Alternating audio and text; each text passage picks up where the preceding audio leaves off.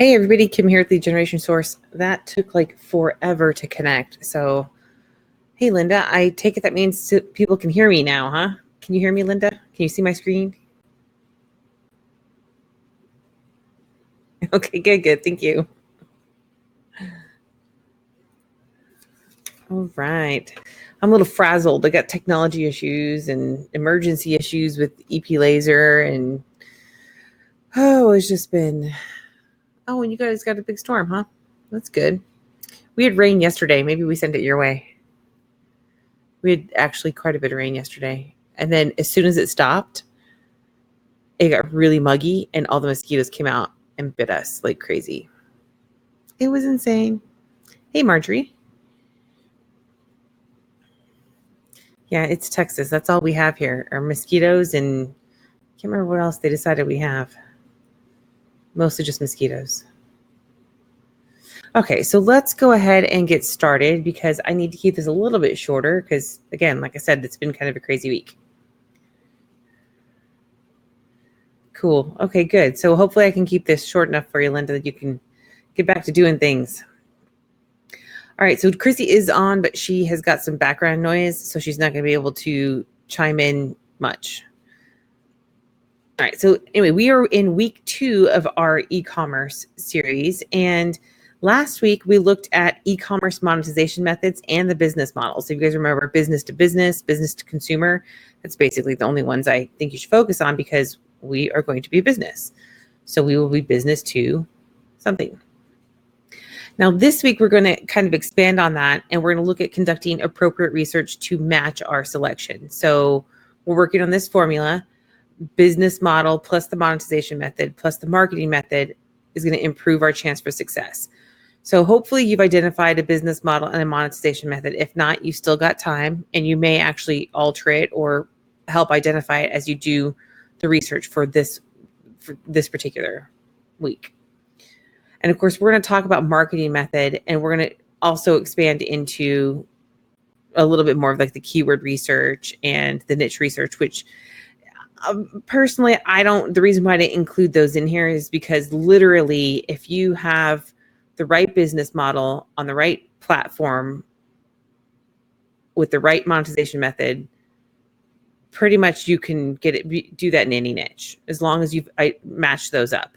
So that's why the other ones aren't pluses in there. I mean, yes, you might make more money in one niche than another, but that's all, it just all depends. So you'll find that out when you do your research.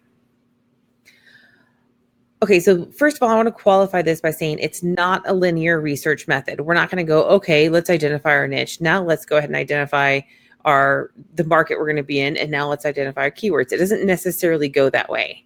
And in most cases, you'll have to like hop around or go between each one depending on what it is. And so you may say, hey, I have no idea what I want to do. And so maybe you start in one area and go into the others later.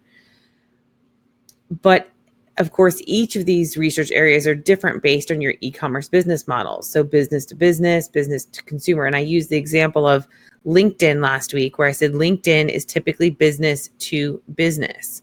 Now, that's not necessarily always true. You may find out that you happen to have a big market on there that is the perfect consumer for whatever it is that you provide. The thing is that is typically business to business. And because of that, you can say, hey, I'm going to start looking at LinkedIn first if I'm doing business to business, right? Because those are typically business leaders on there.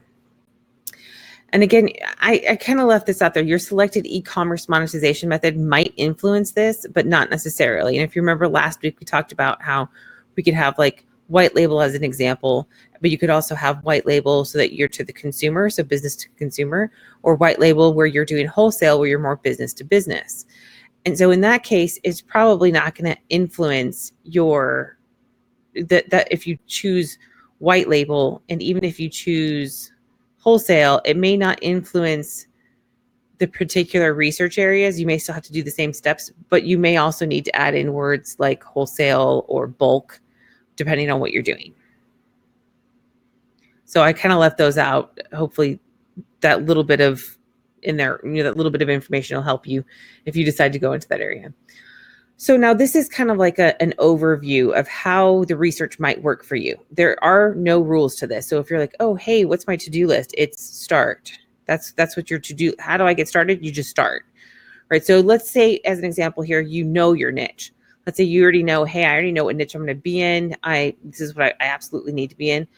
But maybe you don't know where your market is. So you're like, okay, I need to identify where my market is. So now you know your niche, so you can go in and look for it in the market. And of course, we'll talk about each one of these.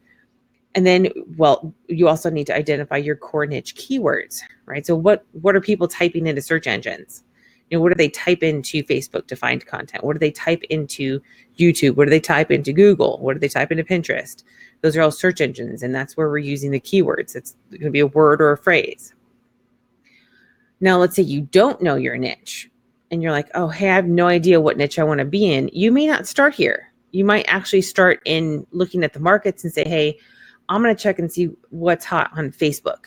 Because if it's hot on Facebook, then I'm going to have a better chance of success because I'm on Facebook all day. I'm not, but if you were, you could say that.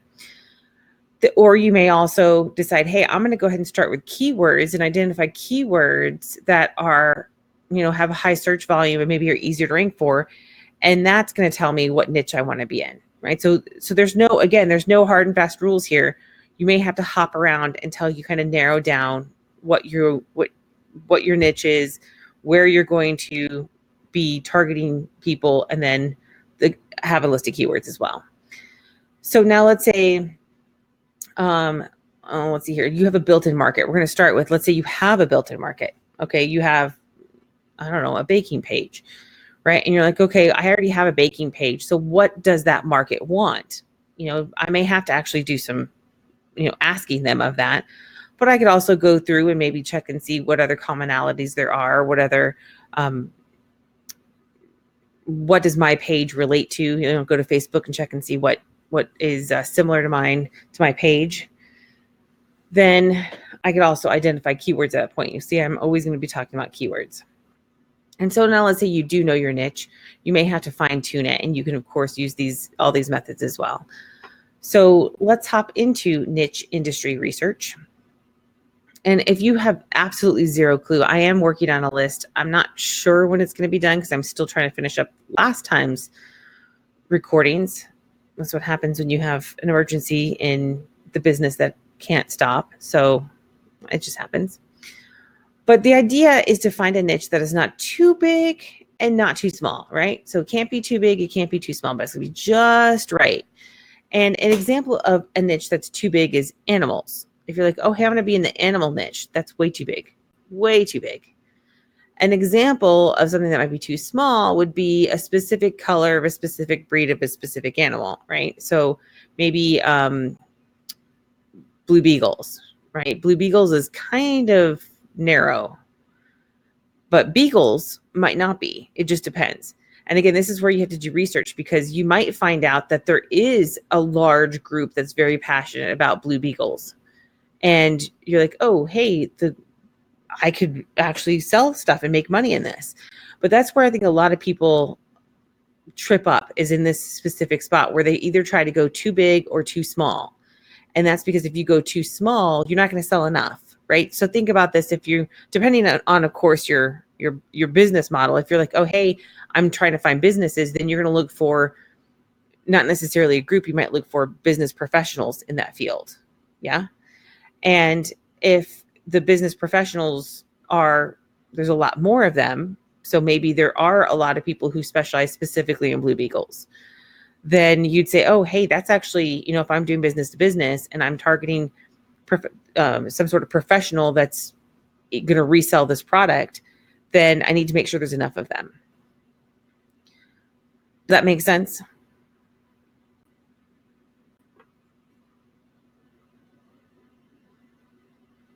It still says there's 3 attendees.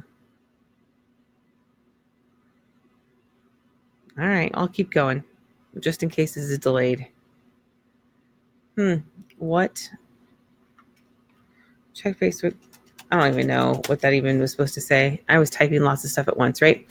So market research, we're going to look, I'm going to call it marketing research rather than market research, because market research, a lot of people think of is who's my audience. And we're going to talk more about that next week when we talk about product research. So instead of who is our audience, we're going to be looking at where is our audience, right? You may not know who your audience is or where they are, but if you have an idea of your niche, then you're going to have an idea of what to look for. And of course, we know kind of where to look for, right? We've got our social media platforms. We've got search engines, so what marketing platform is ideal for your audience? And if you've been on our webinars in the past, I've talked about this, like with Facebook versus Instagram. So there are some niches that are super popular on Instagram, but not anymore on Facebook. Or vice versa. There are some that are still more popular on Facebook and haven't quite made it to Instagram. Now, Instagram, I think, has a lot of false, false engagement on it, because it seems to me, and I don't mean like fake engagement, I mean false. Like it looks like it's awesome, but they're not buyers, right? So you want to look for not just the engagement on it, but you want to look at things that are selling. And so what happens on Instagram, in my opinion, is that you see a lot of influencers who are skewing numbers, not on purpose. They're just like, they may promote something and people think it's cool and they're going to engage with it, but they never buy anything. And you hear influencers complain about this a lot, by the way. And it's like, well, when you're an influencer and your entire existence is making money because you're traveling around the world, and then you try to sell a t-shirt about, I don't know, something you like, you're going to have a small percentage of people that purchase that because they're following you because of a different reason. So anyway, I think Instagram is a tough one to identify, but you can still look and see if there's a lot of engagement in there. It might be worth putting on as a primary or secondary market. What? Sorry, guys, hold on a second. Mama, I got another skin on my game. Okay, because I'm in the middle of the webinar. You're supposed to be in there. Being good. Go on.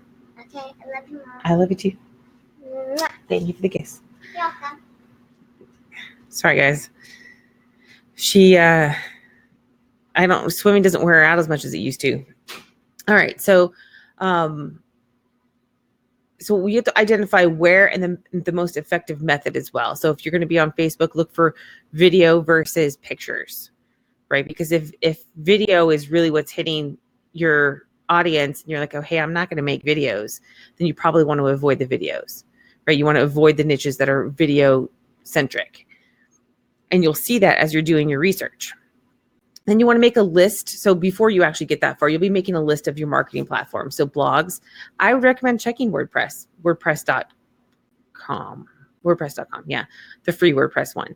Because if you can't get followers there because there's nobody there, probably not worth focusing on that. But if you turn around and find out that there's a huge audience on WordPress that you can reach, that would be a good one to prioritize, right? Social media. Now, a lot of people, that's where they focus on, is social media. But I can tell you now that there are certain industries that they're just not conducive to social media. Search engine optimization is one, right? I'm always trying to find people who are interested in search engine optimization. Guess where they are?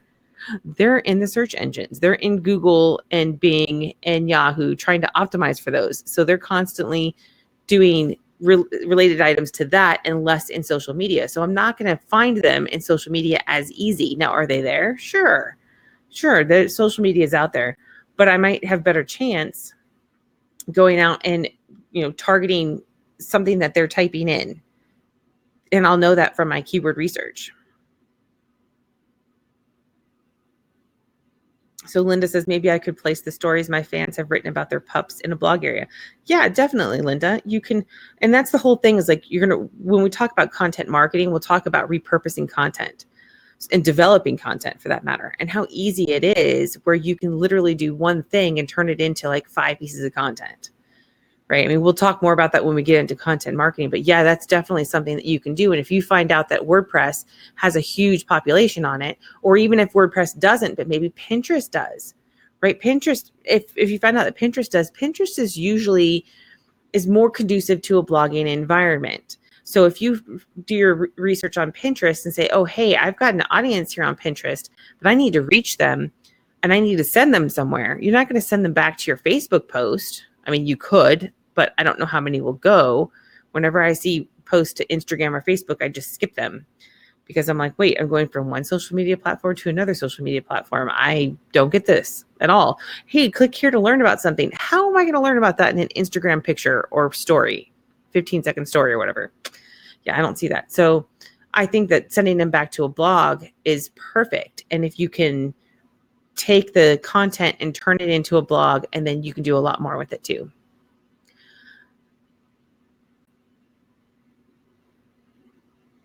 So Marjorie said, I just put up an Amazon affiliate site at dinosaurtreks.com. It pulls products from Amazon, so not having to do much except put in keyword for types of products.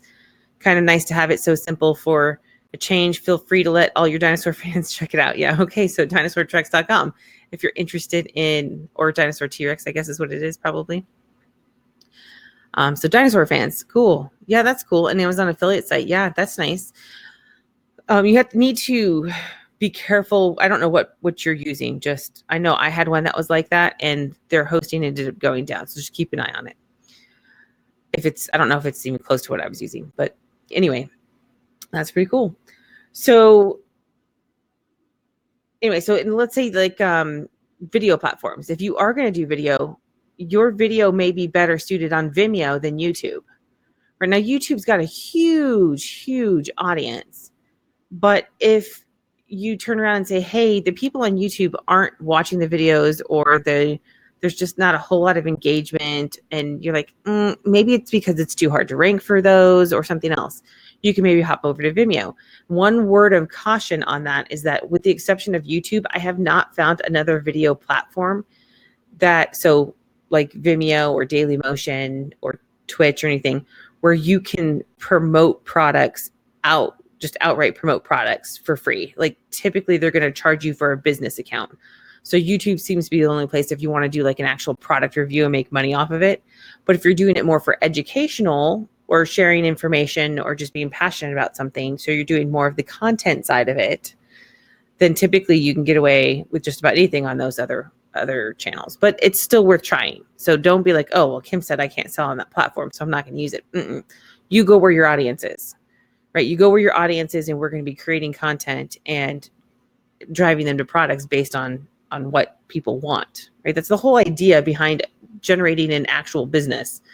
You know, the days of the pet rock and pushing marketing down people's throats until people were like, "Oh wow, the pet rock's cool. I could just go pick one up off the street." But why? When I could go pay for it. I still don't get that. I didn't get that when I was a kid either, and it was super popular. I did not understand. I was more than happy to pick up my own rock. In fact, I felt better about it because I was picking up something that had been abandoned. So now my pet rock was actually my pet rock. It wanted to be with me, and I wanted to be with it. So anyway, I didn't need to buy a pet rock. I found one on the side of the road. Yeah, Joanne, you'd be surprised. I had plenty of boxes for them. That was another thing I collected when I was little, was boxes. I still kind of do. So does my daughter. I think it's genetic. So I didn't need it. I had boxes for them. I just knew growing up, I need boxes so one day I can adopt pet rocks. You too. I think everybody collects boxes at one point in their life. Okay, so now that we've done that, now that we've said, okay, here, we've made our list of platforms. Now we need to identify which one of those matches our selling model. Now you may still want to go through all of them, but you can start off with something like LinkedIn if you're doing business to business. You may also be able to skip, like I would skip Instagram if you're doing business to business, because the likelihood of you targeting a business person, now that doesn't mean you can't go back and research it or add it to your list, because if you may find out that they're there, who knows? But a lot of those social media platforms, with the exception of LinkedIn, target consumers. So Facebook has its own built-in audience research tool that you can use to identify if your audience is on Facebook or not. And you could narrow it down by, business owner or something like that. But I'm sure you're going to find that that's very difficult to find business to business. You might also find that searches are high in Google. So if you're using such as Keywords Everywhere, or if you're using Google Keyword Planner or whatever, you're finding that the searches are really high in Google and you can't find your audience on a platform. That's like I said, search engine optimization. It's really difficult to find high engagement in search engine optimization, right? If you're targeting somebody who does search engine web design, etc., they are typically not the ones that are engaging on social media. So it's difficult to find them in that particular area. They may be engaging in other things, but you're not necessarily going to find them on social media platforms. So instead, they may be more likely to be in the search engine. So that's where you want to say, hey, can I rank? How can I rank, etc. That's more for our digital marketing side, but I just want to throw that out there. Then, of course, check each one of the platforms and see if your audience is there. And I would skip the ones that don't make sense, like Instagram for business to business. Unless you have time, then you can.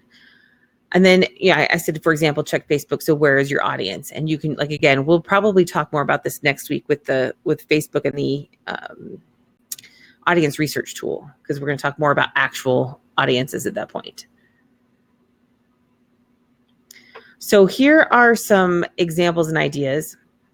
So Facebook, right? Check for recent and high engaging posts. And, I've done it with the AutoSuite before, but let me go ahead and do the manual one again. Let me actually get past the front part real quick, because I never know what my friends post. Oh, and that's right, I'm not logged in. When you have to clear your cache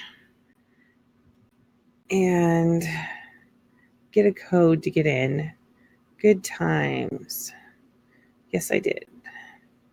I like how it says enter a code, but then when the authenticator comes up, it just makes me push yes. Okay, now let me in. There we go. And then we're going to actually, who cares? There's nothing bad on here. Okay, so we're going to go ahead and search for, I'm actually going to do this, Celtic. So I'm just going to put in Celtic. And then I might check, you can check posts, people, photos. So I just typed it in, right? And it has all here. But I might want to make it just 2019, right? Because 2019 is going to be more recent. If something comes from any time before an algorithm change, then you probably don't want to include that. Because if an algorithm change made it so that they had high engagement before and not now, you have no idea if that's working on Facebook anymore. So this one is going to be anyone, all posts. Let's go ahead and we're actually on posts. So let's go to videos. And of course, there's a lot of sports stuff. Sports is really popular. That's all I'm seeing. So I might want to do something like wedding, because that's closer to my products, right? Now, in this case, I'm doing this because I have a product for that, but I probably wouldn't start with Celtic because that's a really narrow niche, by the way. In fact, that's not really a niche at all. Celtic in and of itself is more like one of those big ones, right? So big. Whereas Celtic wedding is more like a niche. So I am seeing some products, not a ton of engagement, nothing significant. So let's see. Why don't we go, since Linda's on, to PITBULL, and we are going to be in, okay, 2019. We're in videos. So here's one, look, 10 hours ago, and already has 131,907 views. I want to see, this one's on Woof Woof, which is about dogs, obviously. Linda, you're just saying PITBULL. Yeah, so you can see that this one is obviously about a PITBULL, and it's got, a lot of engagement for 10 hours. I can't even tell you. This is, you already posted that one. Yeah, so this one's kind of viral already, right? This one's already got 1,939 shares in 10 hours. Guess what, Linda? Your audience is definitely on Facebook. You definitely, and I wouldn't base it just on one, but we already know this. She already knows that they're on Facebook. But you can see, a lot of these, this one's August 8th with 890,000 views. These are high numbers. And if you're like, oh, hey, what should I gauge this on? If somebody gets 100,000 views in a month, they've probably got a pretty good engagement on there. Now, does that mean that your niche is going to be big enough? Just depends. That's where you want to make sure there's multiple videos, multiple posts. Let's go post now. Oh, I want public. If you do yours, it kind of like messes things up. So that's a musician band, probably not a good idea.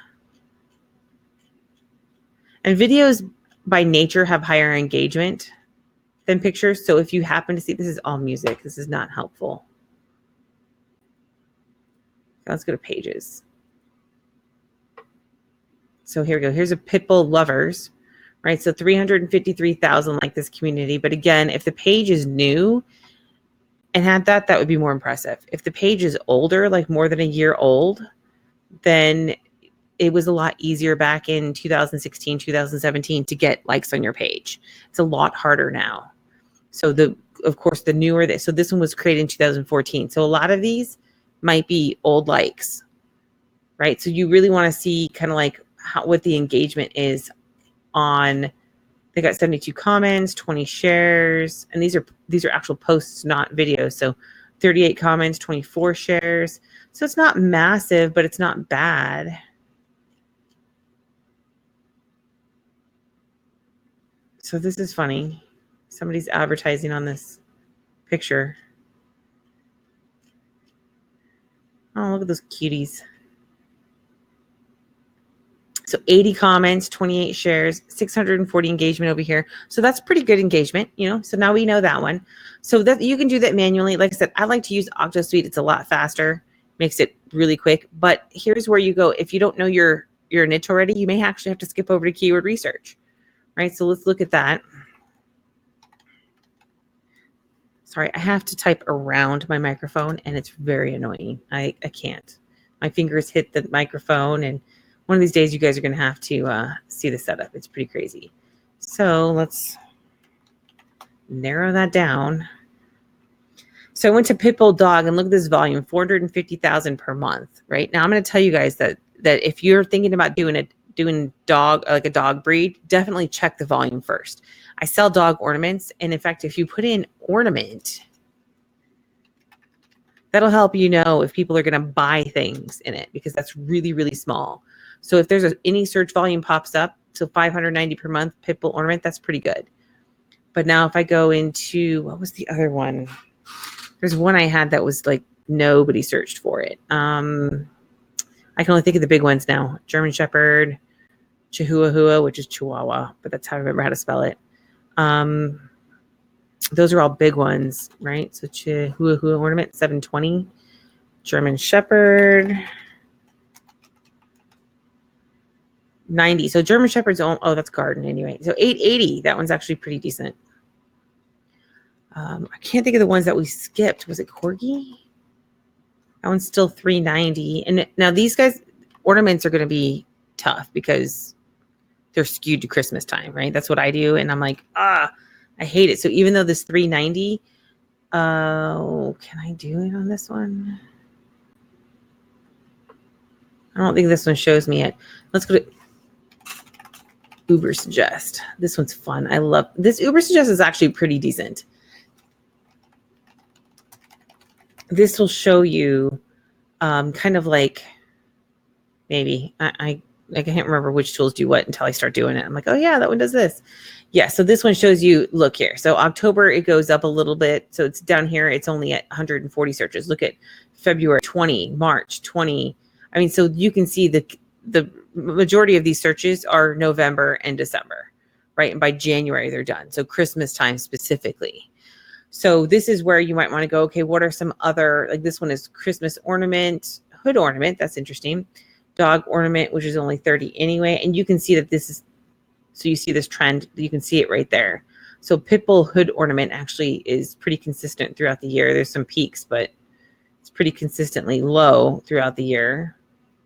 And then they're going to give you, you can get more keyword ideas as well, right? So you can get all these different ones, blue nose Pitbull ornaments, blue Pitbull ornament, and they're low search volume. So if you end up going, hey, I want to do an animal, and check to see if they have, buyer keywords before you get too into that, because I can't remember which ones they were. There were a couple of dogs and I'm like, we have ornaments for them. And I'm going, we should have never made these. Nobody's ever going to buy them. I'm never going to get in front of people because the volume was just so low. Right. And then of course if there's no groups on Facebook about them, and there's no boards on Pinterest, then you're probably not in a good niche. So that's kind of like just a general of how you can find some keywords and do a little bit of that and check. But when you're checking let's say if you're doing Pinterest, we're not going to be checking, remember, we're doing niche right now, not product. We'll talk about product next week. So we're going to be checking niche. And let's say that we're going to do PITBULL again. Let's just do PITBULL and type it in. There's 2 things you can do up here, right? You got puppies, training, facts, bully, quotes, funny, blue nose, cute, accessories. You got all these up here, which are additional, like these are like keyword ideas. And then you've also got your search here. So you could always come through and say, okay, they don't show you a lot on here. That's the unfortunate thing about Pinterest. Oh, Linda, Pinterest doesn't actually have a blog on here. You have to go somewhere, right? So this one is going to take you, it's promoted. So this one is probably going to take you, nope, it's not going to take you anywhere. Just somebody uploaded it. So this one does take you somewhere. This one goes to fallenpets.com, right? So what you would do is you'd say, okay, you could read this and now you see when it was publised. Right, and you can see that there are 9 comments, which is not all that helpful. Does it even show repins anymore? 6,000. So 6,000 repins. This is why it's difficult. Pinterest is a little bit harder these days. There are some tools out there. I haven't been playing. I have one that I use when I do the research, but I mostly just use Tailwind now and test myself. So this one also it's a pet one. It's 65.3 thousand followers, which doesn't mean much. I have like 11,000 followers and it's easy to get followers. So I wouldn't worry too much about follower count other than then this looks good. But what happens is when you're here and they want to learn more about this, they just click on this link and it'll take them to the site. So you can do product posts and that's fine, which is what makes Pinterest kind of easy to do on that. But blog posts get much more reach on Pinterest. So this one is a blog post here where they've done this. Right, so they've done a bunch of different pictures. They've probably pinned every single individual picture. Yeah, Joanne mentioned that she doesn't think that there's many people that leave comments on Pinterest. That is, again, one of the reasons why I argue that Pinterest is not really social media, right? This is a bookmarking site. This is literally this is the ultimate bookmarking site where you get to see the picture and then it sends you over to a link if you want to learn more about it. Or if you want to bookmark something for later, right? This is like the ultimate bookmarking site. But a lot of people call it social media, and I personally don't understand why. But that's the only social part about it is the comments. And you can also send people messages and stuff, but I only get spam messages like, hey baby, how's it going? We need to talk. I'm sorry, who are you and why? I'm from such and such, and I'm a prince, and I want you to take my $1 million. No, that didn't happen yet. I do get people from other countries that offer to marry me all the time. And I'm like, sorry, buddy, not going to happen. And I'm married, duh. So anyway, so you would want to go to each of the platforms and double check and make sure that your audience or your niche is actually present there, right? We're not going to be too worried about the types of people there quite yet because we'll fine tune that next week when we look at our products as well. But you can also do it through just keyword research. You can do it through, you can identify, oh, hey, maybe I should pull up some of these and see what's going on. Yeah, Linda, you can. It just depends on how you're using it. So again, the point of Pinterest is you can put pictures on Pinterest for no other reason than to put pictures on Pinterest. But the idea is that it's going to send them somewhere, right? So they're going to click on, oh, you can take pictures from Pinterest. Yeah. In fact, there's Tailwind lets you do that. So like if I'm using Tailwind, well, actually, I guess I should do Pinterest. Oh, let's see. I'm attached to EP Laser, so that's not good. I have Tailwind already attached to an account, but we'll go ahead and show you this one. So let's say that I wanted to, let's just say I wanted to do that. Let me go into my boards actually. And if you have not noticed, they changed it, right? So now when I come in, it takes me to my business center and I could not figure out for days how to get to the feed. In case you wondered, it's go to home. You click home. It took me like forever to figure that out. Yeah, it's not just tell who posted. You need to actually link to it. because you're not on Facebook. So you can't just like tag somebody on Facebook, right? So there are lots of rules about borrowing content from people. So typically what I would do is I would just, share it onto Facebook. And I don't know if you can do it straight from Pinterest yet anymore. But let me go to my boards real quick and we'll take a look at the dog breed ornaments. And let's say that I wanted to schedule this with Tailwind. Like, I'm not sure.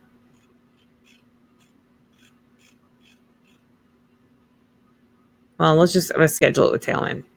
I can actually also save this to Facebook at the same time and add a Facebook caption here. And it would link back to Pinterest.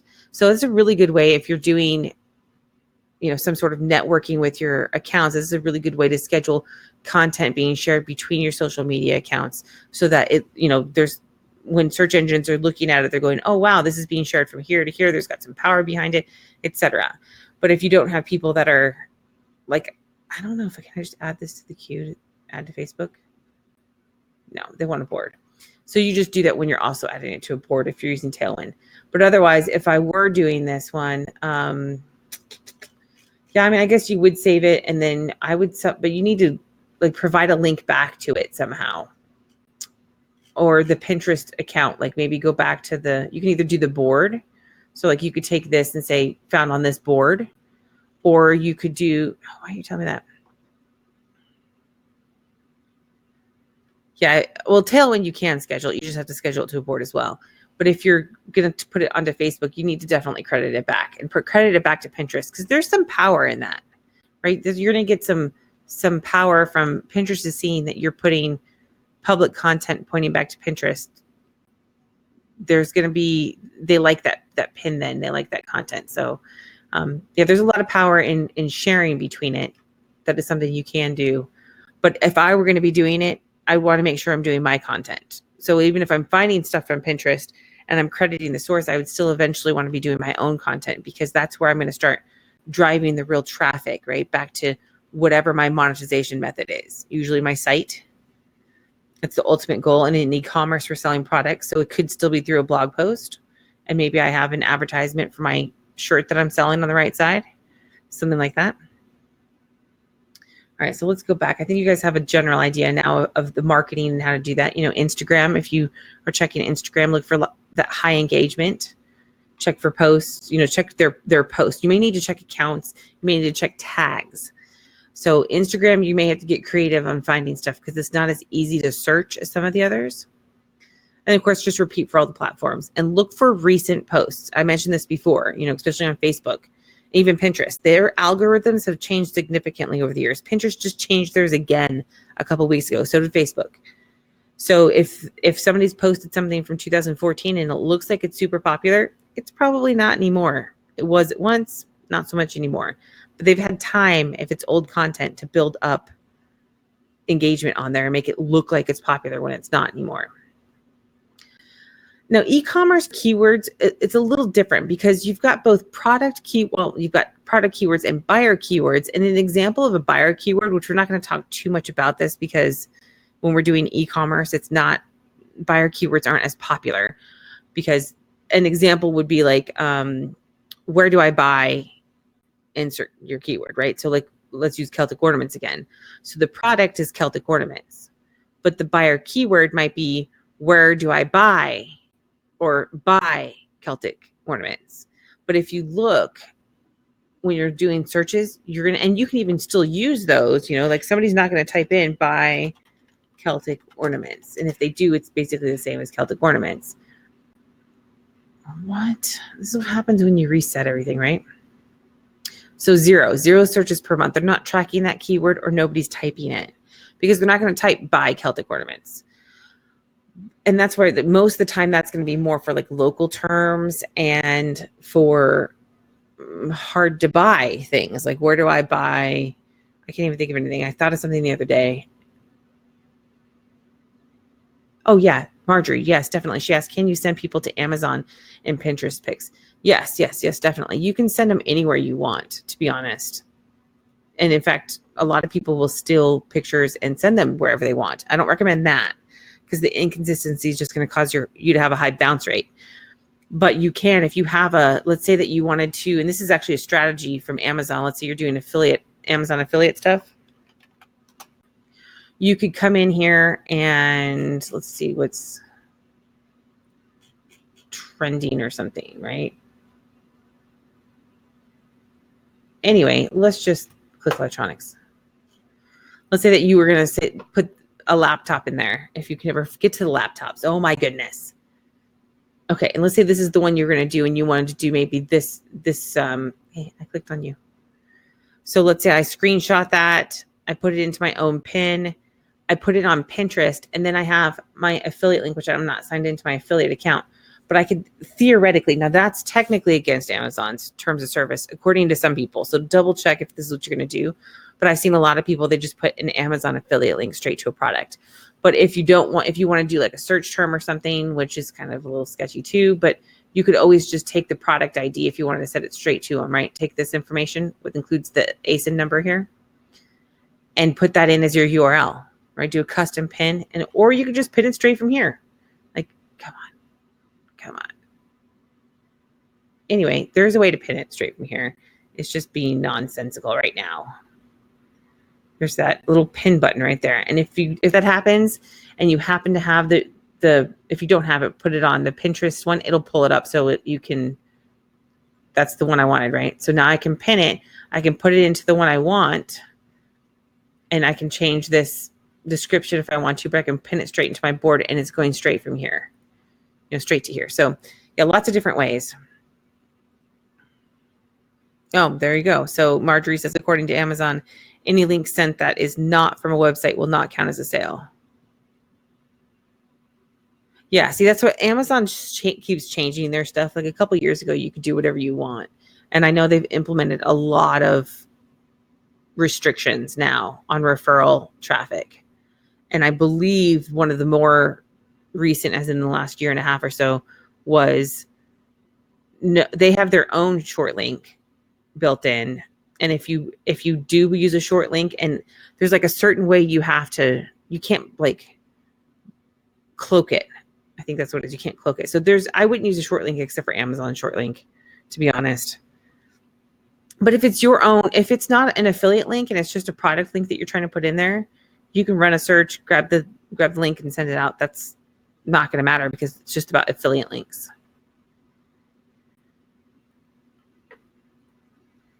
Right. I know, Marjorie, you can do short links, but if you're using a specific short link cloaker thing, like you have to do it a certain way. So it just depends on what tool you're using. So like, for example, if you're using a blog, you can do something like Thirsty Affiliate. That's a plugin that does that. Thirsty Affiliate, it's free. And they will cloak it or assign the right coding to your short link for your page, right? So that way you can do whatever you want with it at that point. It's Amazon friendly. So there are some of them that are not Amazon friendly. And that's the whole, unless you get into the coding on that, you're not going to know which one's what. But Thirsty Affiliate's a safe one if you use WordPress. All right. So anyway, so we got product keywords, buyer keyword, and then we're going to have content keywords. And of course, we're going to dive more into the content keywords when we talk about content marketing. But I just want you to understand that you're going to have lots of different keywords. So you're also going to have your niche or industry keywords, right? So again, if my niche is Celtic weddings, then I'm going to have Celtic wedding and related keywords as well, right? Now, I actually did an example here. So again, we'll talk more about the product research and the product keywords on that, but you want to start thinking about this. If you already have a product, then you definitely want to think about this. So normally we would focus on the niche, the market, and the keyword research, then go to product research, but I did it backwards, right? I had my product designed, and then I started going, wait, how am I exactly going to market this? This was from a long time ago when I developed it. So in this case, I have Celtic ornaments. And so I'm like, well, what niche is this, right? So Christmas is way too big. Now, Christmas ornaments turns out to be a fairly good niche for us, but not one that I would recommend getting into unless you plan on doing a lot of testing, which is really time consuming if you make your own products. But it's also really narrow. I mean, it's very holiday centric. As I showed you, November and December, like literally we have a 6-week period where we just sell a ton of stuff. So everything I do for the other, 46 weeks of the year is to try to sell as much as I can in 6 weeks. So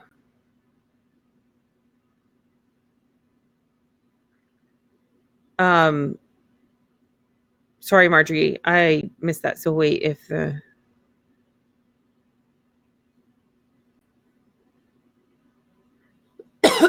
yeah, I'm not sure what you're referring to, Marjorie. I don't do a whole lot of Amazon affiliate stuff, so I can't really answer that. But what I can say is that Thirsty Affiliate, that's the plugin name, is supposedly one that is Amazon friendly.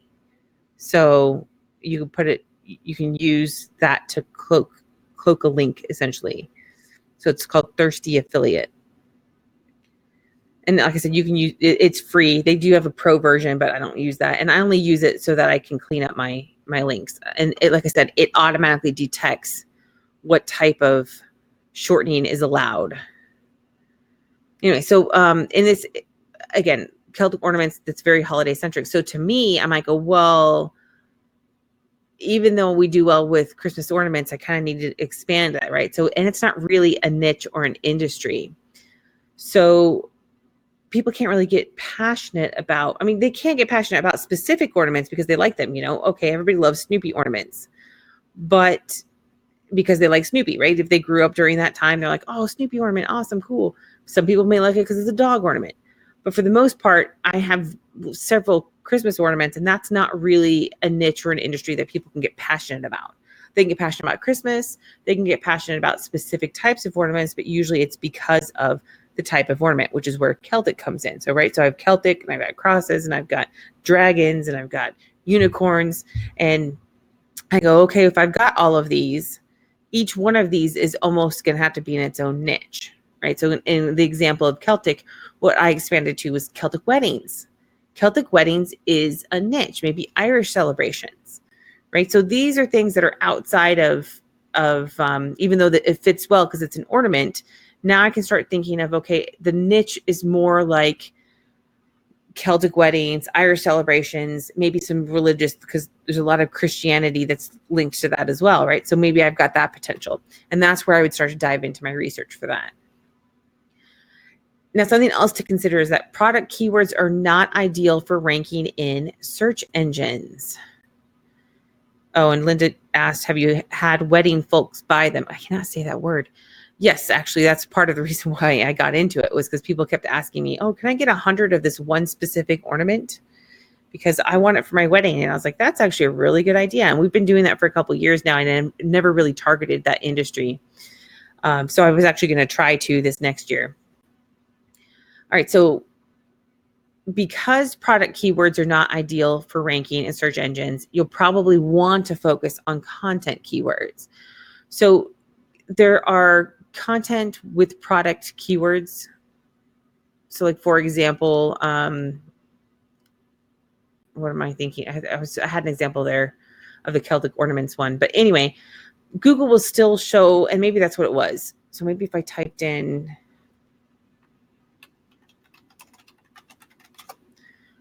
Celtic ornaments, that's funny. Okay, so that's really weird. That's pulling up my information from my search thing. So you can see that I'm hitting Etsy, I'm hitting Amazon. This stuff should be over here. This normally isn't there. Let me do it incognito.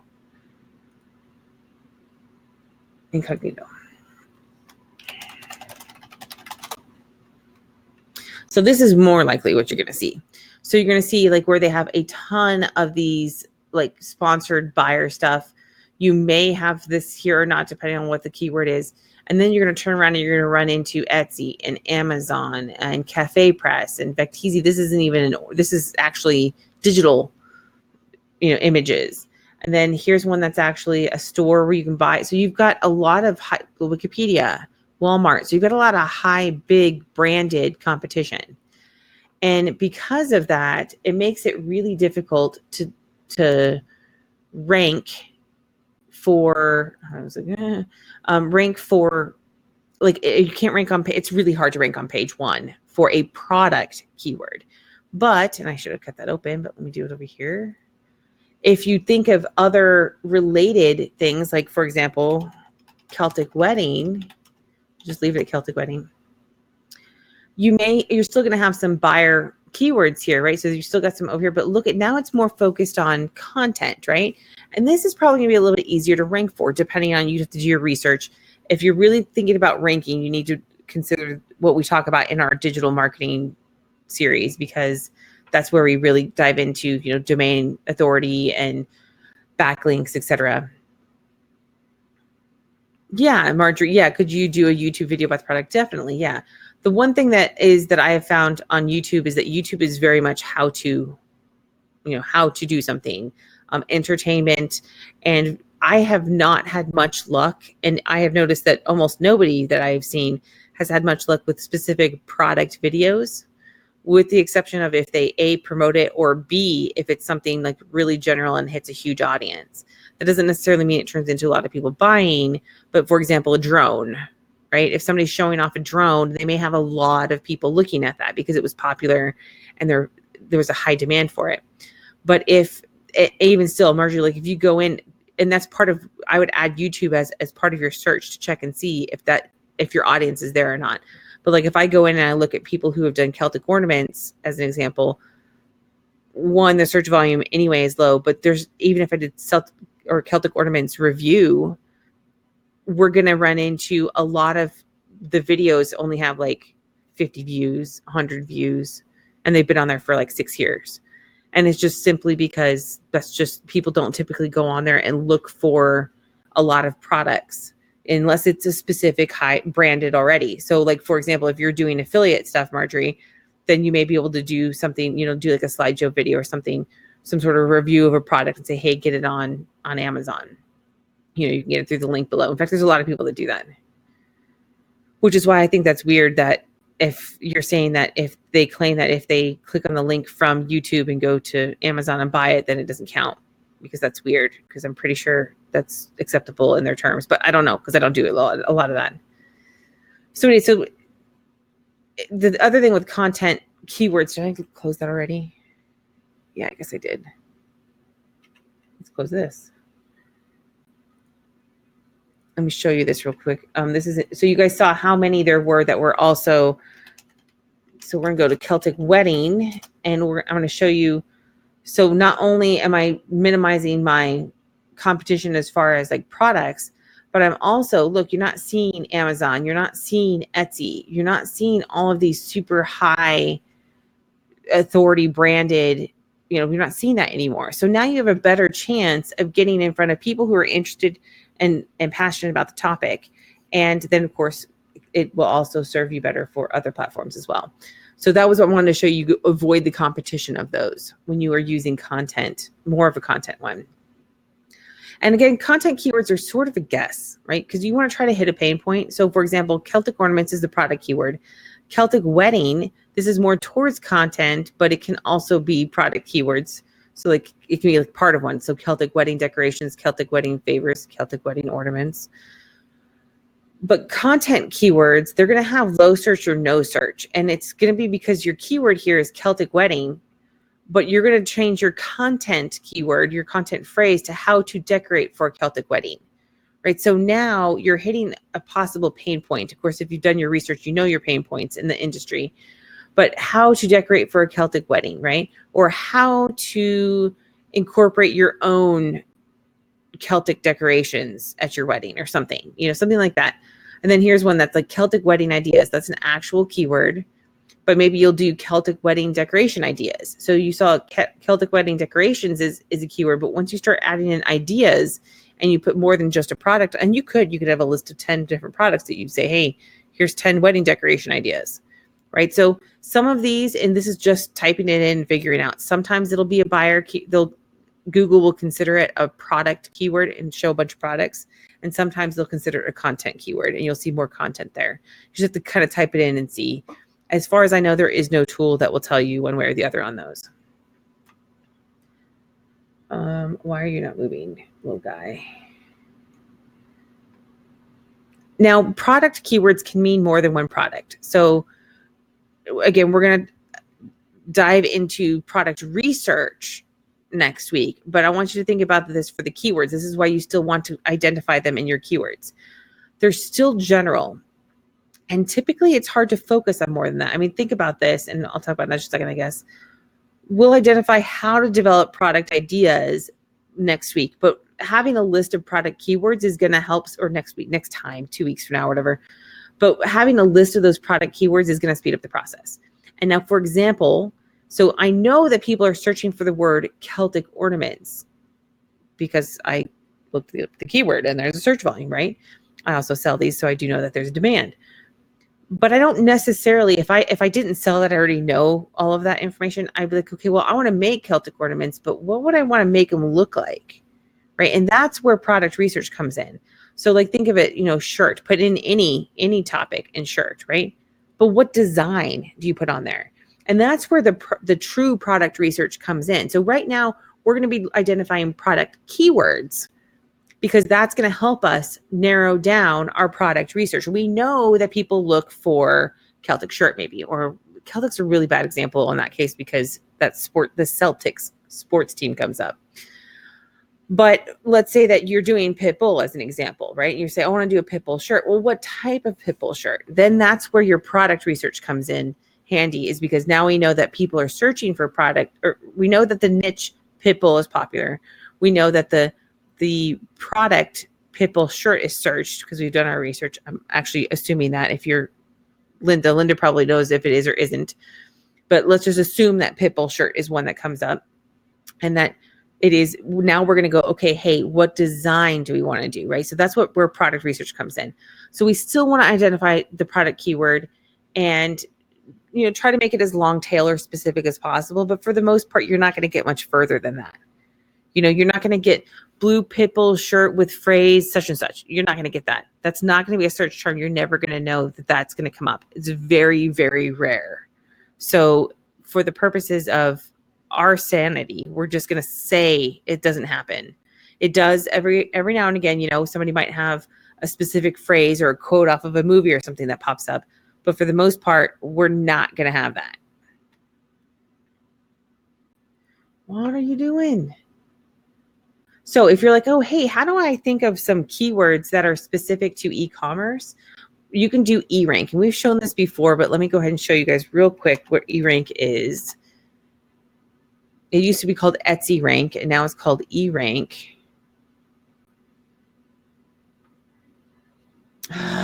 This is annoying. I hate having to clear my cookies. Okay, I have to look it all up. Sorry, guys, I can't log this in. So anyway, you just sign up, you go in, you type it in, and it'll give you a bunch of different ones. I'll probably do a video on that. I wasn't going to have any supplemental videos, but I'll probably do a couple of them specifically on the keyword ones, because that'll help you find more information. And if you guys are like, oh, and eRank's free. That's why I recommend that one. It's also related to Etsy. So if you're selling on Etsy, that's a really good one. And trust me, I've been able to increase, I haven't increased a ton, but I've been able to increase my sales or adjust my sales or whatever, so that I can, because I used eRank and going, oh, I should use that keyword that I've never thought of. Right now, I also like merchant words, which I shut off merchant words like months ago because I stopped doing research, because now I'm focused on implementing it. But this was very helpful in identifying other product ideas. So like if I had my niche and I went in there, like for example, I was at the time looking at just ornaments. I typed in the word ornaments and it gave me a whole list of stuff that was searched for. And I was able to figure out that, oh, hey, pharmacist ornament, right? And I did this whole convoluted way of looking on Amazon to see and everything else. And back in the day, there was only 27 listings. Now there's a lot more. That's why I ranked on page 1 that first year and just dominated in sales. So I was able to identify some items that I could make. Sorry, guys, I'm gonna take a drink real quick.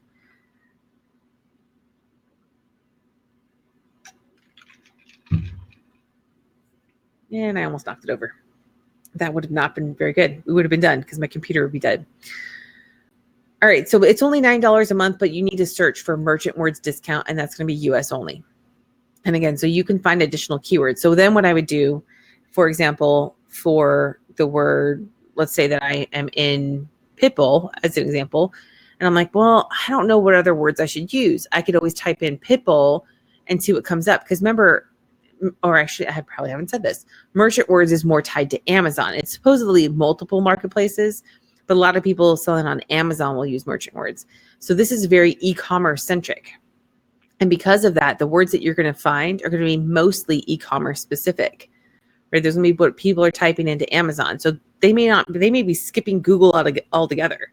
So if you turn around and see that there's a high search volume for a keyword in Merchant Words, you're like, well, then maybe it is something people search for. They're just skipping Google to get there. So e-commerce is a little bit different on that, because nowadays people can skip those. They can skip YouTube. They can skip Google. They can skip Bing. They can skip Pinterest. They can go straight to e-commerce markets like Amazon and Etsy and eBay and others. So again, let's go back over this again. So if you don't know your niche, right? So maybe this makes a little bit more sense now. So if you're like, hey, or you know your niche, like, okay, I know my niche. I'm going to be in Celtic weddings. So where is my market? Is it on Pinterest? Is it on Facebook? Is it on Instagram? You know, if I were specifically focusing on just Celtic wedding, then where exactly would I need to be, right? Pinterest, but that's one. And I would probably say identify maybe your top two, because I know everybody goes, just focus on one. The problem is that if you focus on just one and you're wrong, you're going to start to think, oh, well, maybe I did something wrong, or maybe I don't know what I'm doing. And maybe you're right and you just misread something. So I typically will find the top two markets and then narrow it down later and then focus on one, right? Well, I'll maybe test a little on both and then see which one's gaining some momentum and focus on that one. And then I would think about my keywords. Okay, well, I know Celtic wedding. Oh, how to decorate for Celtic wedding, and maybe I go into some forums. Maybe there's some specific Celtic forums. There's not, but let's just say there were. And I say, okay, well, what are their complaints about this? You know, maybe there's Facebook groups. There could be Facebook groups that are specifically, you know, Celtic populated. What are they asking for? What are they complaining about? What are they wanting? You know, then I can say, okay, well, I have an ornament that fills, somebody wants Celtic decorations. Oh, they want to know, they want paintable Celtic decorations, you know, and that fits perfectly with what, okay. So, and you can come up with something, you know, like 3 ways to, I don't know, implement, or 3 ways to decorate your Celtic wedding with paintable ornaments, right? Something like that. So once you identify what that pain point is through your keywords and your research, you can start, you know, you've gone through your markets, you've gone through all these places, you just take down notes and ideas. And the more you fine tune, the more you'll be able to start going, okay, now I'm starting to see, because I'm doing business to consumer, I know I can be on the major social media networks. And hey, because I'm in weddings are more popular. Like wedding idea stuff is more popular on, I'm going to go with Pinterest right now, but it might not be. You know, maybe I find out that it's Pinterest. And I'm like, okay, Pinterest. Now I'm going to go into my groups in Facebook. And I'm going to go, because that's where people talk. They don't talk on Pinterest.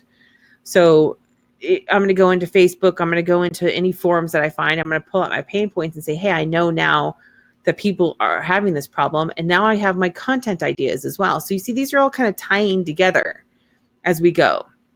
But we need to make sure we know what our niche is, because if we get too far down the road and we still haven't identified our niche, and this happens a lot, right? This happens a lot. This is in almost all of my groups. What I see is people who get stuck on picking a niche. Well, I want something that's profitable. Yeah. Okay. Just pick something. You know, with the exception of underwater basket weaving, which we have proved is not profitable. For anybody who missed our prior webinar on that a couple months ago, we have proven that there's no way you can market underwater basket weaving to anybody. So on any, there's nowhere, like nobody searches for it. Nobody does anything. So I don't know. That was an old marketing example from back in the day. It wasn't marketing. It was more like fun stuff, right? I can't even remember. It was like off a movie or something decades ago. So anyway, after we go through and we've done all of these. So Linda, yeah, okay. And she's talking about biking niche versus PITBULL. So in this case, I would say, I don't know what you put on your biking stuff, because I must not have liked that page or something. But Or maybe I did and it just didn't show me anything because I do nothing biking related. But I will say that because pit bulls are in a much more passion niche, you would get a lot more engagement, right? So you're going to get a lot more engagement with something like that, but not necessarily more buyers. And this is where your pain point comes in handy. And then of course, what you're selling. So let's go back. And remember I said that your e-commerce monetization method may or may not influence you.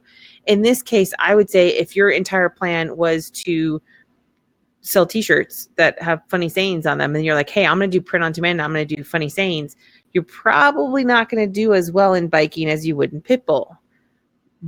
But you could, right? It just depends. It just depends on what you find out in your research.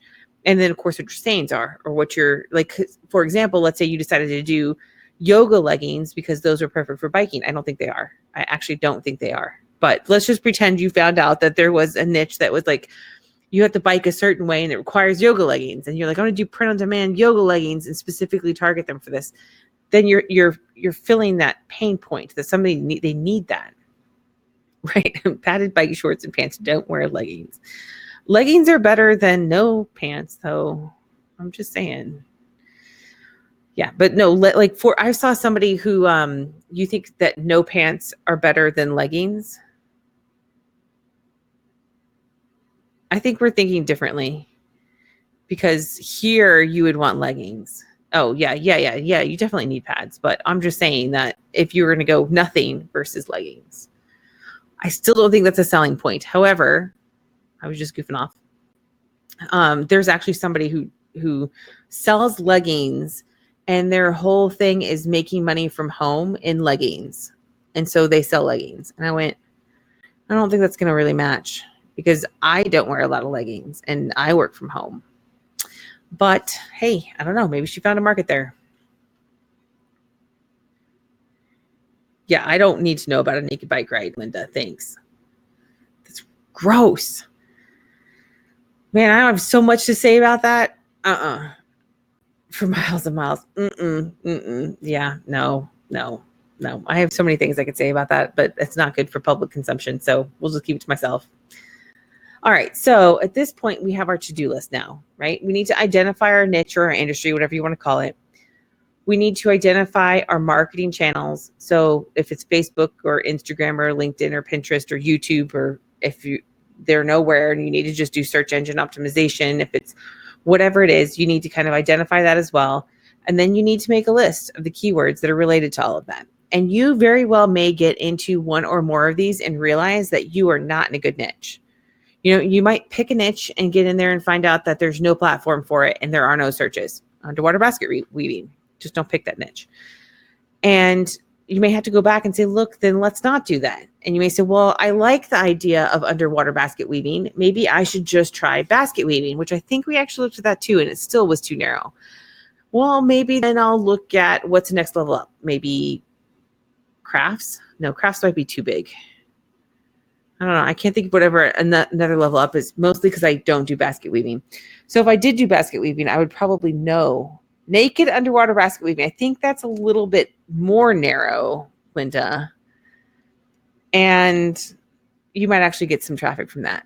Put that one on there. Naked underwater basket weaving. Yeah, it might get more views. Exactly. So that's your to-do list now. So if you haven't identified if you're business to business or business to consumer, then while you're doing this, you definitely want to identify that, right? You may find out that, hey, and I would recommend you pick something you're passionate about. Because my sister and I picked something we were not passionate about, and that was baking, because we thought we'd be passionate about it. And we both didn't have time for it and ended up walking away from our, monetization of the baking side. I still have the page running stuff and invite people, and it's still growing, but for the most part, it's just all automated and very impersonal, right? And that's the whole thing, is that there are people in the baking niche are not on Facebook anymore. So I probably should hop over to Instagram, but Instagram for me was very difficult because I wanted to target the US. So here's something else to consider, right? And the last time I checked, which was a couple months ago, Instagram still wouldn't let you narrow it down by looking at specific countries. Now you can if you're targeting ads, But if you're not planning on doing that, you're going to run into, like we actually have with our Facebook page, even though we're US based, we get people from Africa all the time asking us to give them jobs and to make them cakes. And there's nowhere on our site where it says we have offered that service. At least I don't think it does. So these are all things, make sure you're passionate about it, because you don't want to like get bored in 6 months and go, I don't want to do this anymore, or less. Some people, it takes less, but typically about 6 or 8 months. And you're going to go, I'm not really I don't like this. Now, if you're just, oh, hey, I'm in it for the money. Everybody says that. Everybody says that. My dad's a really good example of that. He liked the idea of EP laser because I showed it can make money, but he hates doing the things that I make him do. He'd rather do more creative things. And I'm like, no, skip the creative. Cut what I tell you to cut, because that's what sells. And he's not, money isn't powerful enough all the time, especially if it's not a lot of money. And when you're doing print on demand, or you're doing affiliate marketing, or you're doing, most of these things, unless you're doing big ticket sales, the money's probably not going to be enough to incentivize you to keep going into a niche you don't like.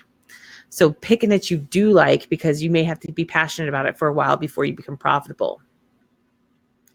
And then of course, if you're like, oh, hey, I just cannot, there's nothing, I can't be on LinkedIn. I hate that platform. I hate what they stand for, which I don't. I'm just saying that if that's what you say. Like Twitter, like if my audience were on Twitter, I would have to pick a different niche, because I do not understand Twitter. I think it is, I don't know the right word, because I want to say idiotic, but I don't want to offend people. And yet I do think it's idiotic, because it is kind of a waste of time. I really do think Twitter is like the ultimate of, I have to tell people everything that's on my mind right now, and people are competing for attention. And it's just like, I don't feel that Twitter has value. So it's really hard for me. Where I think Twitter would have value. No. I would want to get a text message of something that I thought was important. I don't want to have to go onto Twitter and look at it. And I know they've got apps and everything else, but when I have to follow 700 people and hope that I get the right information at the right time. But yes, so Joanne says, but it is good for link juice. And yes, it is. And that's the reason why I still use Twitter, and I do tweet things out, but I don't have any followers. I don't follow anybody, and I don't take it seriously. So I just use it for link juice, though I don't know how powerful it is if I don't do anything else on Twitter. So just somewhere to build the link back to everything. Yeah, that's good, Joanne. Yeah, have it linked to your Facebook so you don't have to do it separate. Yeah, then that's what I would say. But if I found out that my audience was on Twitter and they're like tweeting to each other all day long, I'd be like, I'm out. I'm going to pick a new niche. That's what I would do. So that is something you have to consider as well. So you may go, oh man, I really, really love this industry or this niche. And oh man, they're on Twitter and I can't handle Twitter. I need to pick a new niche. That's exactly what I would do. And that's what I would recommend. If you can't stand it, you don't want to learn it, you don't have any desire to learn it, whatever it is, you got to learn one of them probably. But if you are like, hey, I absolutely hate that platform, then you need to avoid it. So that's just something. And again, so if you're on Instagram and you hate Instagram, or if your audience is on Instagram, then check Facebook, because you may still have an audience on Facebook. It just won't be as big. And then make your list of keywords, your product keywords, your content keywords, and everything in between, right? Your niche keywords, all the keywords you can think of. Make a list so that you have something to start searching with. Yeah, that's funny. So Linda mentioned that the building people, because I can't say that word, Linda, she said the F word. And she said folks. Yeah. So you said people. She slid / for those who can't see the chat. Yeah. I appreciate that. Yeah. So for her building people, they use Facebook, but not Instagram. And that could be an age thing, Linda, because, well, I don't know. I say that, but yeah, most are older, and that's typically, it's harder. Like, a lot of the platforms have shifted over the years, but Instagram is very, very young centered, right? The people that are older that are getting on that are getting on there for business. Yeah, 45 to over 65. Yeah, I would say Facebook probably would be the only one that's captured that one. Maybe Pinterest, but even then, Pinterest is still mostly women. So if women are the one that's driving your buying, then you may consider Pinterest as well. You might want to check there as well. But we'll talk more about audience, how to identify audience research next week with our product research, because those two, they don't go hand in hand, but we got to finish those off so we can get on to the next topics. All right. So I know I was going to keep it quicker. So let's actually, do you guys have any questions at this point? Because I lost a child too. I have no idea where she went. I know she's in the house. And if I yelled for her, she probably maybe come, unless she fell asleep somewhere.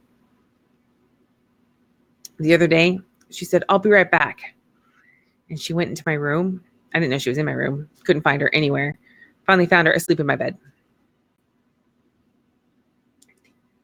My husband's here. He can check. So yeah, Marjorie, I hope it gave you guys some ideas. I know a lot of you guys have heard this before, if not all of you have heard this before. And so I tried to add in things like little tips and tricks that kind of help if you're like, oh, hey, I've done that. Oh, maybe I haven't done that before. Because a lot of this is practice, right? As you start doing it, let's go back up to this one real quick. As you start doing it and you're like, oh, hey, I'm starting to do some niche research, and now I'm doing some market research, and now I'm doing some keyword research. Oh, now I see I should have done this over here, right? And so the more you practice this, and the more you do the research and you get in there. And I know it's time consuming and people go, oh, it takes time.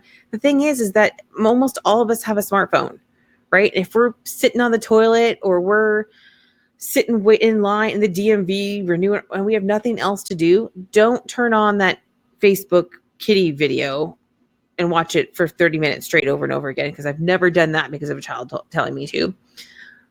But instead, start doing some research. You can't do your keywords everywhere research on there, but you can go check Facebook and see, hey, are people on here? Oh, let me check Pinterest and see if it's on there.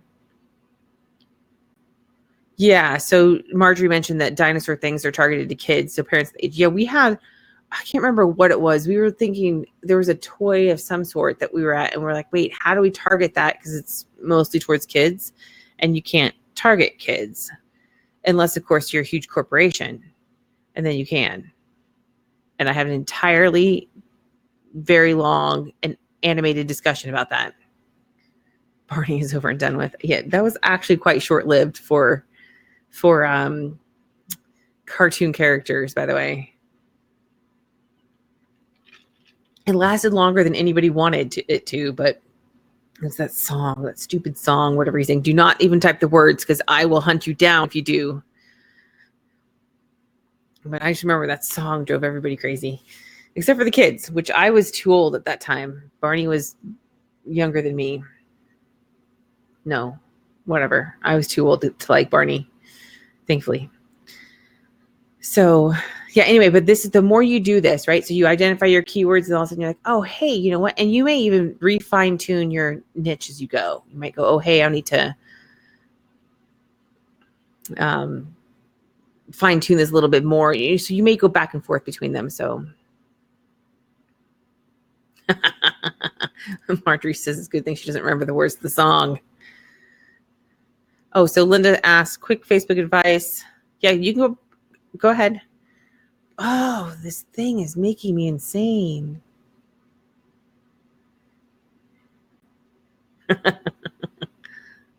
Yeah, that's true. I'd be like, wait, how do I kick you out of here? Somebody put the words in here. Do not put the words in here. I swear, I will be very upset. My daughter already gets baby shark stuck in my head.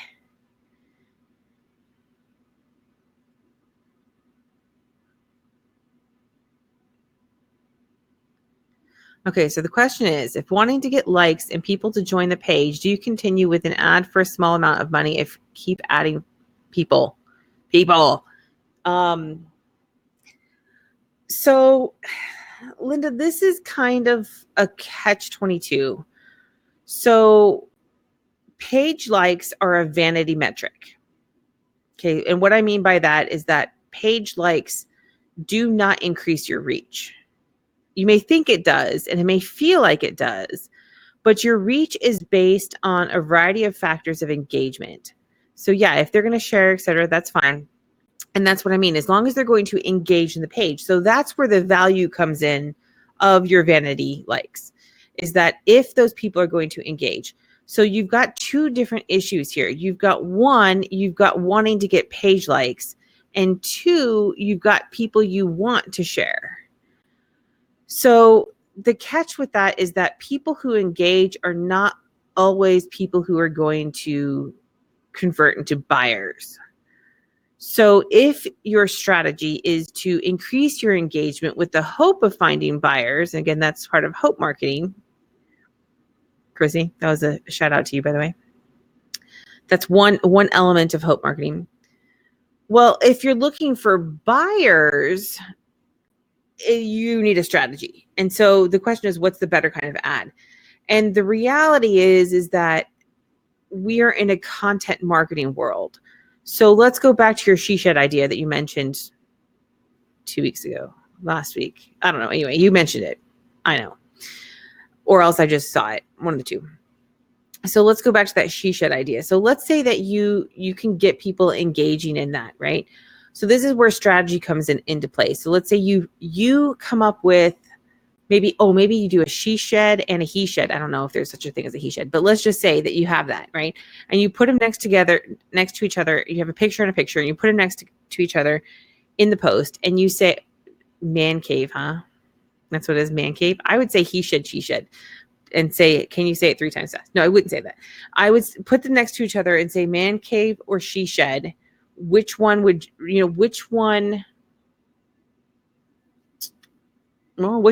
prefer? Or which one would fly at your house? Or which one do you have room for? Or something, some sort of way to engage them in that.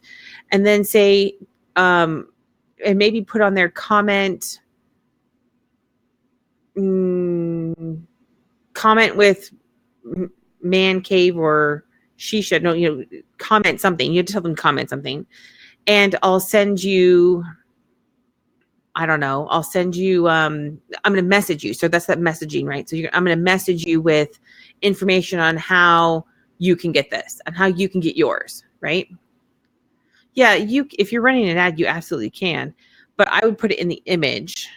So I would say, and you don't have to necessarily say comment, say, cast your vote below, and I'll message you with information on how you can get 10% off today or something, right?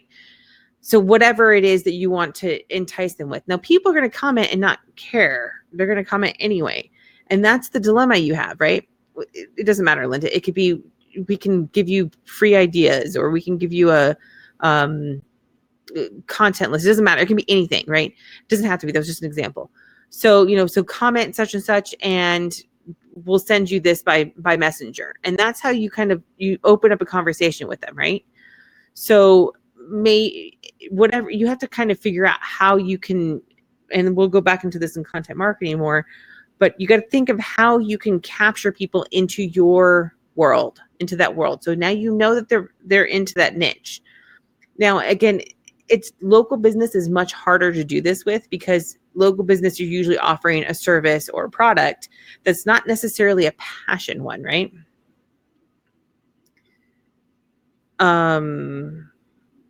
Okay, well, if you have free products that you could offer them, you could do that. Say, cast your vote below, and we'll message you with information on how you can get such and such free. Anything like that, so they're going to comment anyway, right? They're going to comment regardless of whether you're sending them something or not. But because you've qualified that and told them that you're going to send them something, when they comment, you can send them something via Messenger. And this is where you need to have your ManyChat set up, or your Inboxer or Chatmatic or whatever it is that you have. You have it set up so that it'll do all the work for you. And so when they comment, then Messenger will send them some sort of information to start the discussion with them, right? So now you say, oh, hey, I saw that. Are you interested? And would you like to get this? They say yes. Now they become a subscriber. And this is how you build this process of that, opening that door for that conversation, right? So they may not be the least bit interested, but you've started the conversation. So now you can find out. And that's the best way to capitalize on your increased likes and the engagement, right? So if you are going to be using engagement as the driving factor, which you should if you're on Facebook, right? Because Facebook is all about engagement and about providing value to the people that are using Facebook. So if you're going to do it that way, and if you're on Facebook, that's what I would recommend, then you need to definitely include Messenger in your strategy so that you're opening that conversation, right? So people who, at least if they're the least been interested, you can capture them. But you do not want to do this manually, because you are going to get 98% of people who are not interested because they're just commenting because they're interested in a she shed, but they live in an apartment. And you're going to go, wait, why are you even commenting on this? Because they want a she shed, right? They want to be able to, or they want a little craft nook that they are going to turn that into. That's their she shed is going to be their little craft nook, right? They want to. Yeah. And see, and ManyChat's not difficult, Linda. It's just, that's why I liked Inboxer, because you bought it once and you never had to pay for it again. So that's why I liked Inboxer. But, when we do the marketing side and we talk about Facebook, we'll talk more about this strategy specifically. No, you don't have to send things out all the time, but if you want to keep them engaged, you should. If you want to keep sending things out all the time, yeah, it's called Inboxer. Hold on. We've got a thing.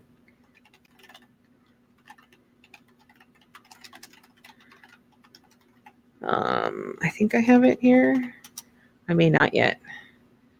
I'm still moving content over. I'm trying to see if it's up now.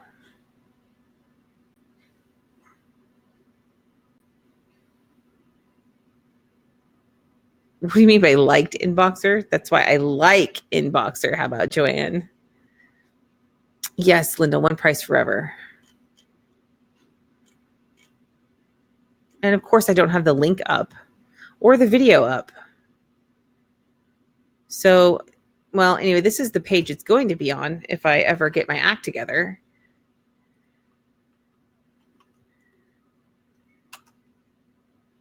I think that's what it is. That's what it sent me to. This is what happens when you have an emergency and you're in the middle of a project. Stuff gets dropped, right? So, yeah, Linda. So Inboxer is one that, and it's really good. If you're interested in it, I'll get you the link. I'll get you the video too. I don't know what happened to the video, why it's not in here yet. I just probably didn't paste it in there yet. So anyway, that's where it's going to be. Maybe I'll email it out too. But yeah, so Inboxer is one that's free. It's from Luke McGuire. And in fact, he has another software coming out. If you're on Facebook, you guys are definitely going to absolutely love. No, it's not free. I wish it was free. It's only like $50 though, I think. 47, 48, something. It's really inexpensive. So if you were, and you can do as unlimited pages. $49.99 does not sound right, but it could be. I don't know. It's usually a 47 or a 48 or something like that. Yeah, but I'll get this finished up and then send you the link again. I'll send it out by email, because this is one that you guys, if you're going to do Facebook, you need to do Messenger. And this is the most reliable, least expensive. Okay, so I have a more reliable one, but it costs a heck of a lot more money. ManyChat is plenty reliable. It's just you have to pay monthly per page. And so Inboxer is unlimited pages. That's why we like it. But I will say that our detailed training is going to come out through people who purchase through us rather than, Yeah, and here's the thing about that, Linda, is that if you're not using it, and even though you're on the free level, which is like less than 200 subscribers or something, you can switch over to Inboxer. You can send out a message and get people back subscribed through Inboxer and then cut off ManyChat. The guys who do ManyChat are good on software, bad on marketing. You can't, I don't think you can transfer people. I have to look into that. Maybe. Yeah, I'm going to go with maybe on it, though. I don't know for sure. Let's see, what's today? The 15th? It's coming out on the 21st. So if you haven't seen it, I'm surprised. He's releasing it on the 21st. In fact, I need to email him. It's about Oh, bye, Chrissy. Thanks. Linda, it's about finding Facebook ads that are doing really well. Well, Marjorie, so sit tight and we'll definitely cover that in our digital marketing side. I mean, it's not going anywhere. So it's the one thing I like about it is that most people aren't doing it. But we're going to cover it not in massive detail, but enough that you'll be able to decide if it's something you definitely want to do or not. For me, that's if I was going to do, which I'm not doing a lot of Facebook stuff right now because I'm working on EP Laser, and EP Laser's audience is not on Facebook. They're on Pinterest. So I'm targeting Pinterest mostly. For the one on Inboxer, Joanne? Oh, I don't know. Yeah, once I have something, I'll definitely let you guys know. In fact, I'll email it out to everybody. But I'm surprised you haven't, because as one of his customers, I only get it. And honestly, I've only seen it because I'm an affiliate for him. But yeah, I'll see. I think he may have some content out. Let me take a look at it, Joanna, and I'll send it out. This one you guys will really, really like, though. You guys will really, really like it. I'm in love with it. I'm actually going to try to work on the review this weekend because it's coming out on the 21st. So anyway, but yeah, so you guys know there's lots of stuff coming your way now. The fun stuff. And you know what I love about his stuff is that it's always relatively inexpensive. You know, like if you did every single upgrade, you'd be less than buying something similar at like twice. It would be twice the price buying something similar through a competitor or more. You know, like his Inboxer, he brought out even OctoSuite. OctoSuite, even though the group posting functionality doesn't work, which by the way, nobody's group posting functionality works. So that might be Facebook blocking stuff now. Just being able to find that viral content, there are places that charge $97 a month to do the same thing. $97 a month to do the exact same thing that OctoSuite does. And that's less than $50 one time, right? So it's like, wow. I mean, he brings stuff out for the price that is real, and he's supported it for years now. Years. So that's why I really like Luke's stuff when he comes out. I mean, he seems a little weird to me sometimes, but he's gotten normaler to me over the years. So maybe it was just because he was younger and new. But anyway, that's I love that he brings out the low price stuff for. It's not. I'm not gonna say it's super high quality because I'm sure there are plenty of things that cost a lot more that look prettier, but his stuff functions and he stays on top of it. Even though OctoSuite people have abandoned the Facebook page, his support still answers, and Inboxer still has activity in the page. Usually people complaining because they don't know what they're doing, but you know, the support guy, I see him post in there regularly. So that's a tool that they're obviously going to be keeping for a while. Okay, anyway, my daughter's waiting here. So if you guys have any more questions, please feel free, post them in the group. So you can always message me, send it through the contact form, whatever. If you guys find broken stuff in the pages, go ahead and feel free to let me know now because I obviously have not caught up. But yes, Joanne, we got to get you on to at least the marketing ones here pretty soon. So I will try to get a valid email for you and get you on. So yeah, thanks everybody for coming. Have a great weekend. And I will see you next week if you're doing the marketing one. If not, 2 weeks from now if you're doing e-commerce. And I'll have this posted sometime tonight on YouTube and in the Facebook group. So thanks again, everybody, for coming, and I will see you next time.